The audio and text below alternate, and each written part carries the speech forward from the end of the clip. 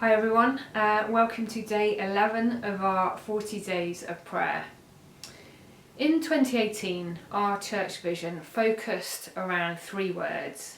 They were rebuild, repair and restore. And these words come from Isaiah chapter 58 in the Bible, verse 12. And we're going to be having a think around them over the next few days. These words are both relevant internally, for us as individuals and for us as church family. And they also speak into action and looking outwards to the people around us and to our communities, our city and beyond.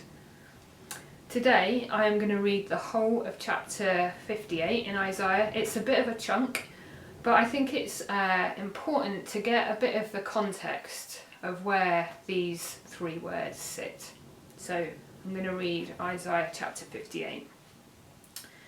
Shout it aloud, do not hold back. Raise your voice like a trumpet. Declare to my people their rebellion and to the house of Jacob their sins.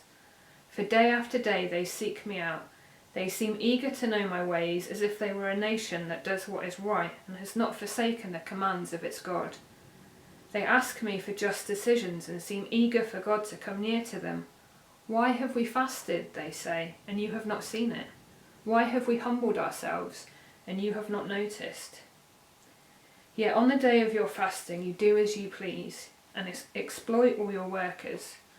Your fasting ends in quarrelling and strife, and in striking each other with wicked fists. You cannot fast as you do today and expect your voice to be heard on high. Is this the kind of fast I have chosen? Only a day for people to humble themselves? Is it only for bowing one's head like a reed and for lying in sackcloth and ashes? Is that what you call a fast, a day acceptable to the Lord?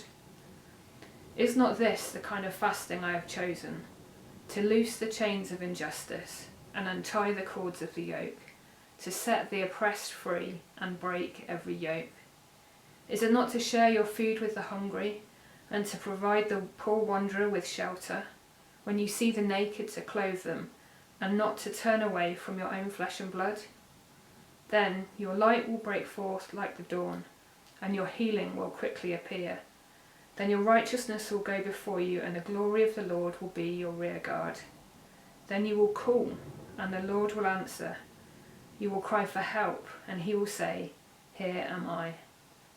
If you do away with the yoke of oppression, with the pointing finger and malicious talk, and if you spend yourselves on behalf of the hungry and satisfy the needs of the oppressed, then your light will rise in the darkness, and your night will become like the noonday. The Lord will guide you always. He will satisfy your needs in a sun-scorched land and will strengthen your frame. You will be like a well-watered garden, like a spring whose waters never fail. Your people will rebuild the ancient ruins and will raise up the age-old foundations. You will be called repairer of broken walls, restorer of streets with dwellings. If you keep your feet from breaking the Sabbath and from doing as you please on my holy day, if you call the Sabbath a delight and the Lord's holy day honourable, and if you honour it by not going your own way and not doing as you please or speaking idle words, then you will find your joy in the Lord.